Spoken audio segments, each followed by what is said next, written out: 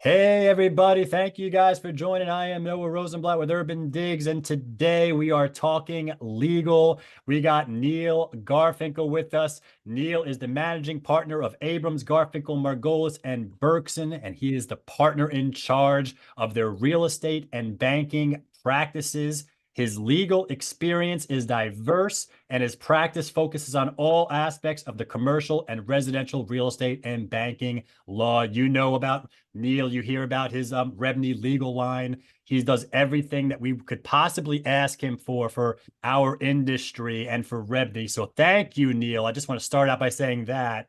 And we're also joined by his son, Josh Garfinkel, who is currently an associate at AGMB's real estate practice, where he represents purchasers, sellers, and lenders in real estate transactions. And Josh, we're going to get right into it. And I'm going to start with you before I shift to Neil, because I know Neil has a lot to say about some very important topics.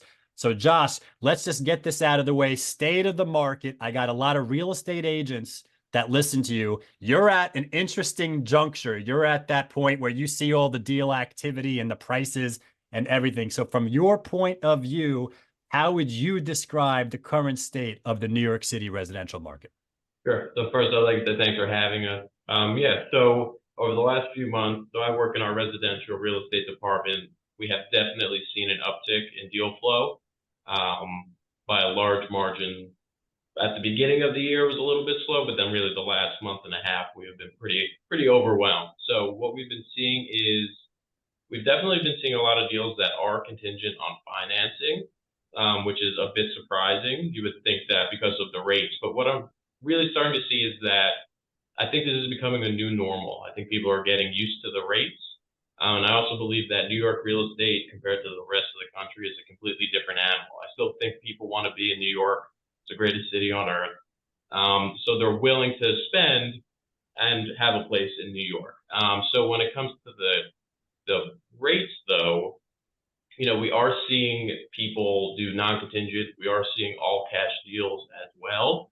But what the difference between some of these purchasers and the purchasers I've seen, last year, I would say that these purchasers are a little more sophisticated and they're a little bit more upper middle class and upper class. So I think they have a little bit more money. We're not seeing as much as the average buyer. The price points have been, I would say, 800,000 and up. So that's the biggest difference I've been seeing. Definitely more sophisticated buyers have been, we want to get into contract as soon as possible, do due diligence as quickly as possible. There are other offers, which is interesting because, prices are already very high. So then when interest rates come down, if there's already bidding wars now, prices are going to go even higher in the future. So it's definitely been interesting. Again, I think New York real estate is much different than the rest of the country. It's a completely different animal. Yeah.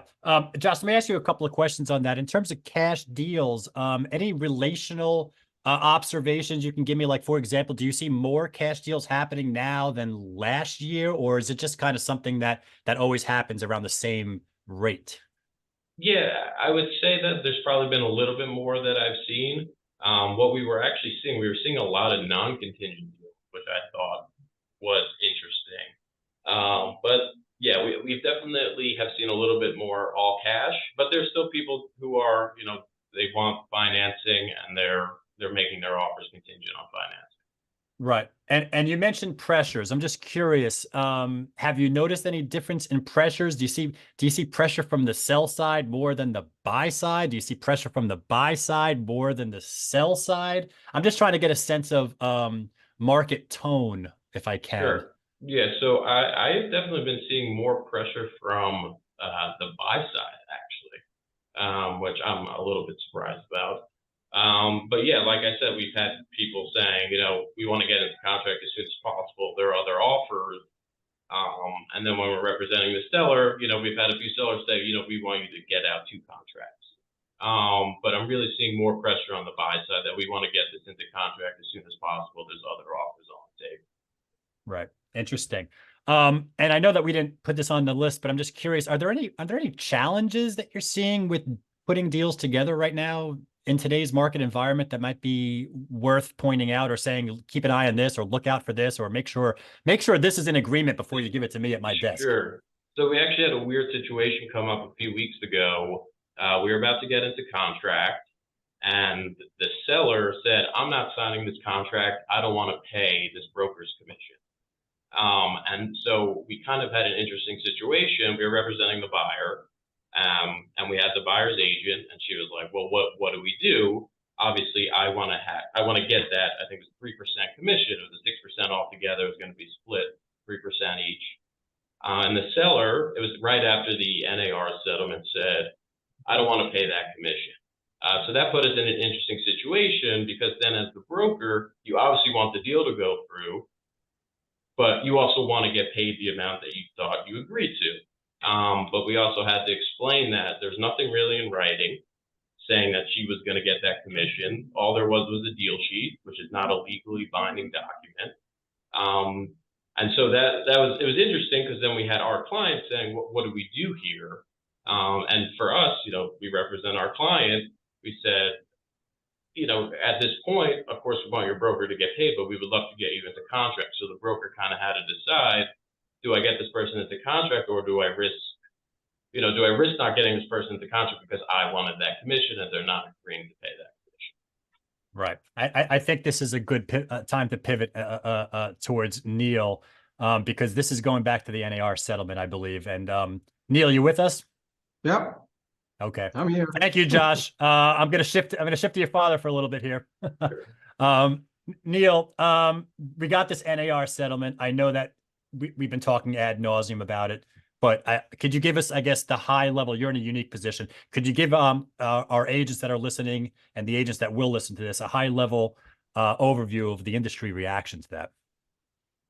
Sure. Thanks, Noah, for having us. Just to add on to what Josh was saying, what was happening, just as one final piece, was the seller was effectively saying, well, yeah, I may have agreed to pay a commission, but I've decided I don't want to pay a commission, so I'm just not going to go forward with the transaction. That's kind of what, just to clarify for everyone. So what was being, what's going on out there? Well, there's a tremendous amount of misinformation and disinformation out there, as far as I'm concerned. And to be honest with you, there is very little that we're going to be able to do. None of us in this room have any control over what's going to ultimately happen here, Noah. So what I've been spending most of my time, and that goes just as easily for me. Yes, I am involved in some higher level discussions about various things, but for the most part, though, there's nothing that I say are going to do that's going to, particularly with respect to the NAR settlement, that's going to have that I'm going to be able to control. So I think the most important takeaway that I could give everyone today is control what you can control. And I've been talking about this a lot, because the idea is that you can't control how they're going to settle this. This has been an ongoing battle and dispute for quite some time. It's still got a lot of twists and turns, from my perspective, that are going to still have to occur. We're going to need some of these settlements to be approved. We don't know who's going to opt out of settlements. We don't know what the DOJ is going to do. The DOJ was just informed by a court of appeals that they could now revisit the antitrust implications of a previous of their settlement. So on and on and on, right? So what can you do every day? Well, you could sit and pound your head against your desk, where you could say, look, I'm going to be the very best real estate agent I can be, the very best I can be. And I'm not paying lip service to that. What do I mean by that? Well, I mean that the idea that you need to establish your value, your worth, and what you do in a transaction is never going to be more important. Because what are we talking about here? We're talking about shifting responsibilities, what the value that is brought by the agent to the consumer, how you're getting paid. What you do need to know is how these things are changing, how they affect you, and then making a commitment to trying to understand and convey that information appropriately. And so if recognize a lot of names and faces here, I'm sure you've taken my classes. I always talk about this idea of building a systematic approach to the way that you conduct your business, using checklists, forms, and templates, and going through that. If you use my top 10 list of things that you do on every transaction, you cover the agency piece. So first two questions: Who am I representing? Did I give an agency disclosure form? Next two questions. If I give an agency disclosure form, I give a fair housing disclosure form, and then I analyze the fair housing laws in the place I'm conducting my business. Then you go questions 4 and 5. How am I getting paid, and what document is there that supports how I'm getting paid? These are the kind of questions that we go, and then did I vet the prospective purchaser or tenant, and so on. So we go through a whole list of things that we do on every transaction, but it covers agency, it covers for housing, and importantly, it covers how am I getting paid, and your ability to give an agency disclosure form and describe who you're representing and build loyalty with those, with the seller, with the buyer, and so on. Talk about what the structure is, how I'm getting paid. I can't talk about this enough. I can't emphasize it enough. And here's my experience. I teach thousands of people all the time. People really aren't doing it. They're not doing it. So, can we just talk about that for a second? Because you mentioned a lot of like how people aren't doing it. So like you're basically, agents aren't doing what they need to be, because it's a new world. The world has changed around us. So what worked before may not sustainably work in the future, is what it's like you're warning us that we have to approach this new environment with a different machine, a different work ethic almost. Yeah, so yes, I mean, that's exactly what I'm saying, Noah, because the same old is not going to work, right? The example that Josh gave of this, sellers reading headlines. And by the way, the headlines are really not accurate as to what is transpiring here, right? What they're focusing on the amount of the commission. But the truth of the matter is that the lawsuit specifically focuses on the requirement that NAR had, which REBNY did not have, but that NAR had, that a selling broker had to share their commission with a buyer's broker. That's what they were focused on, this forced compensation. So they talk about all the buzzword is now decoupling, so that a seller can pay its seller's broker, but in theory and in the REBNY environment can't pay. The selling broker can't pay the buying broker, share the compensation. If the seller wants, they can pay the buyer directly. So there are all these headlines out there that are conveying information that really isn't correct, and we're seeing consumers react to that. A seller saying, if you just read the headlines, oh, I don't even have to pay a commission anymore, right? So those are serious issues. Now, I've done this for almost 30 years, representing, my firm is 29 years old.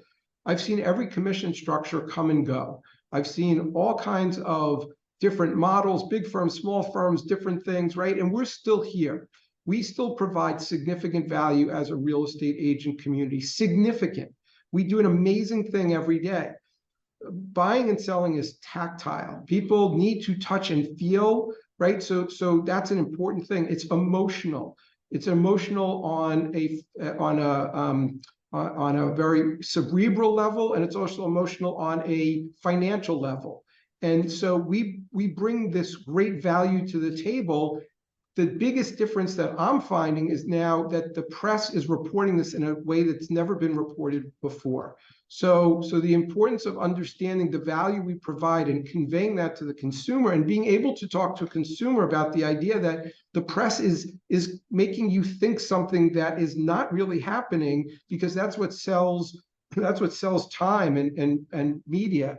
That's the key, Noah. And so, I'll just throw out to everyone and ask themselves, when was the last time you read an agency disclosure form? Seriously, when was the last time you read the agency disclosure form? That's the form that conveys, that talks about how you represent the party you're representing, how you deal with other parties. It's a very dry and boring form. Okay, but it's required. So use it as a marketing opportunity. I teach a class called Using the Agency Disclosure Form as a Marketing Opportunity. They should be doing that every day with every consumer. But I want to know, honestly, they have to ask themselves, when was the last time I really did that? When was the last time I really conveyed that information? I read that form. So it's up to them to make that decision. So I mean, all right, wow. So it sounds like, in your opinion, there's a major misunderstanding problem with the consumers. Am I reading this correctly? No, 100%, right? Because they're misleading consumers. So, yes, the structure is going to change. Rebney structure changed. Rebney structure says now that the selling broker can pay the seller can pay the selling broker a commission, and the selling broker is no longer going to share that commission with the buyer's broker, but the seller can enter into an agreement with the buyer's broker. Okay, that's fine. So they're decoupled. There's can be negotiation from the seller to the seller's broker and the buyer and the buyer's broker. And we set up a structure where that can be offered and so on. And to be clear, folks, that change in January still exists, that nothing has changed there. So a seller can still offer compensation to a buyer's broker over the RLS, and so on. So there's a different structure, but the same concepts are there. What's changed is, okay, how is the agent going to communicate these changes? How are they going to, establish their value, and so on? And that's the gap. That I think is missing. Okay. I got so many questions. All right. So on one hand, there was a structural change. We already did it. We did it since January. We're already living in it for 3 months. Okay. And I got to be honest with you. Are there a lot of sellers out there that are choosing not to give any buyer broker commissions in their listing agreements? Because I mean, I got to think that that's going to be minimal. It's almost like a non-event. Probably. Yeah, it could be, right? And it could be very, anecdotal, right? No, but so I don't know the exact numbers. So I just don't know. I'm hearing that sellers are not blinking an eye to offer a buyer broker commission from multiple agents. Of course, I don't have aggregated data on this yet. I guess I could look at Rebney started putting that field in there, so I got to go import that data and take a look at it. But on one level, I'm wondering, is it a non-event on the structural side, meaning the market is just basically like, okay, now I just have to write it into this agreement instead of, it's a matter of verbiage almost. It's a matter of just like numbers on a paper. It's so I first of all, the biggest change we made was really in the Rebney environment was, yes, we decouple commissions, was how are we going to set up an environment where if there were disputes over those commissions, they could be easily handled? Because that was what Rebney had done previously and significantly. The amount of arbitrations, the most arbitrations in the last 7 years over a commission dispute, I think were 11. So there were 11 arbitrations. There were thousands and thousands and thousands of transactions. So it was working before we made the change in January. We focused on setting up an environment, which we did, to also give certainty to how those disputes were. And that's what I spent most of my time doing. And for the most part, I think it's working. There is still a question, depending on this NAR settlement, that structure, not the dispute settlement as much as the payment structure may change, but that's way off. And again, I think that there's a lot going to have to happen. But any way you cut it up, Noah, the importance and the ability to intelligently talk about all of these things and to establish what you do in every transaction is still going to be the most important thing that you do at the end of the day. And regardless of where we wind up with the NAR settlement and how it changes again, nothing is going to diminish the need to do that.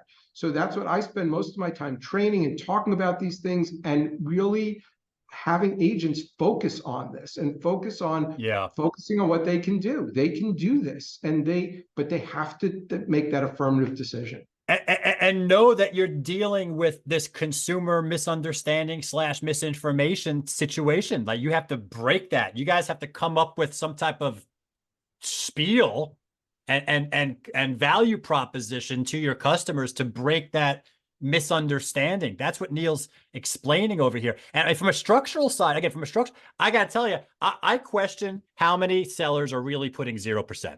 I think it's a low amount. And I bet you there's a lot of buyers still taking buy-side broker representation.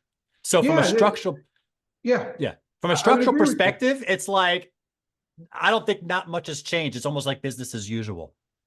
So I don't want to say it's business as usual, right? These are important changes that are made, and they're made for transparency purposes. But yes, if you are a seller and you're saying to yourself, okay, I need to think about me, the seller. I need to think about what's in my best interest and what's in the best interest of a buyer. Well, if I think about that, I want to attract as many buyers and brokers as possible to my transaction. How am I going to do that? Okay, so that's great. How am I going to do that? Well, if I offer compensation. Well, let's see. If I don't pay a buyer's broker, but the buyer has a buyer's broker, is the buyer going to pay? Okay, they might, but what happens then? Well, they may not want to pay me as much. So when you start to talk about these things, there's ultimately one pool of money in a transaction. The buyer has X amount that they could bring to the table, and the seller has Y amount that they're willing to walk away with. Those monies just have to be, they may be shifted, but ultimately, again, it's about an understanding and positioning it. So I agree with you that I think sellers are smart enough to say, wait a minute, this is great and all, but I need to think about what's in my best interest to get my deal done. And it's not always about paying the least amount, right? It's how am I going to get this done? Yeah, very important, guys. Very, very important. I have a question here, Neil. Do you see a way that the commission due to each side is written into the contract of sale instead of the very vague language that currently exists, specifically listing out what each side is getting? Well, it depends. Here's the problem with that. And you know, Josh and I are seeing lots of different changes in our contract and potentially the way that comes out. Josh alluded to that. Here's the problem. Brokers don't sign contracts. They're not a party to the contract of sale. So as a result of that, it's not a binding document on the brokers. It is a one-sided document. It could be used as evidence if there's a dispute or so on, but ultimately it's not the binding document. It needs to be an agreement between the parties. The parties have to agree that who's going to pay the commission and so on. And so, yeah, I think that, again, we're in a period of change. We're going to see how this change plays out. My biggest point is the idea that, number one, don't bury your head. The people who say, oh, I could just do what I've always done, I'm sorry, I don't think that's going to work. And then really focus on establishing your value, which you'd think that people would do anyway, right? You'd think that they would have been doing this anyway, but unfortunately, that's not my experience. And I say that respectfully. I am not being disrespectful in any way. You are my people. This is who I've represented for the last 20, I've represented revenue for 17 years. I'm not trying to be disrespectful. I'm speaking from experience and what I am living every day. Yeah, you have a genuine heart into this, and you do want to help. I know you a long time, Neil, and you know, we're lucky in this day and age that we have the resources available to agents. 15 years ago, we didn't have this kind of stuff. I mean, Neil, you got your toolbox. I want to give a plug to Neil's toolbox, guys. Check that out. The buyer broker and the seller broker checklist. We have UrbanDigs for data weapons. I mean, you guys got to be exceptional at what you do. That's the whole point here. That's what Neil said. You got to be exceptional at what you do. And you need to be exceptional at explaining why you're exceptional at what you do, which that may be harder than being exceptional at what you do. Messaging is not an easy thing, as me and John know. I got a couple more questions. Guys, we're in the last 5 minutes. If you have any questions for Neil or Josh, you put it in there now. Otherwise, time is out here. Neil, can you talk about the importance of revenue in this environment? Could you explain what revenue is doing in reaction to this so that everyone understands what their roles are? Well, revenue, I mean, we're extremely fortunate. As I said, I've been broker counsel for 17 years. So it's kind of very specific role that I play. I focus a role of really being a resource to the real estate agents. And then revenue has had outside counsel, general counsel, and there's a gentleman named Claude Zeifer. He's been, I think Claude and I have probably been longer than just about everyone at revenue at this point. And Claude's training, he has cut his teeth over the years as an antitrust attorney. So Claude speaks nationwide about antitrust. You talk about someone who has been ahead of the curve. The reasons why that revenue did what they were doing was transparency, but also an understanding of where this was all going. I wish that Claude represented NAR and everyone else a long time ago, quite frankly. So I think that what revenue has done with the decoupling the commissions, I think it's a great environment. I don't know what's going to happen at the NAR settlement, and then we will react accordingly. But the idea of cooperation, New York State says brokers must cooperate with each other. You don't have to share compensation. That's not a requirement, but you have to cooperate with each other for the betterment of the consumer. What better place to go to than a place that, number one, you can still share your listings, you have a structure to cooperate with, and you have a structure to get deals done. And then you have to abide by certain rules and so on. And then finally, you get me and you get my team and so on, which we answer about 6 to 10 phone calls and emails every day. We do the legal line question of the week. We do the Fair Housing Friday question. This is what we do. We train and we're a resource. And I don't know a lot of other people who do it. So you put all that together, and I think that is, that's the value of REBNY, and it's always fighting for the agent. I echo what REBNY is doing. Yeah. And guys, I just want to reiterate a couple of things that Neil said there of what REBNY is doing to help us. We've decoupled the commissions. It's already there. And we co-broke, right? It's in our enforcement. We have to co-broke and maximize exposure for these things. Maximum exposure is maximum profit potential.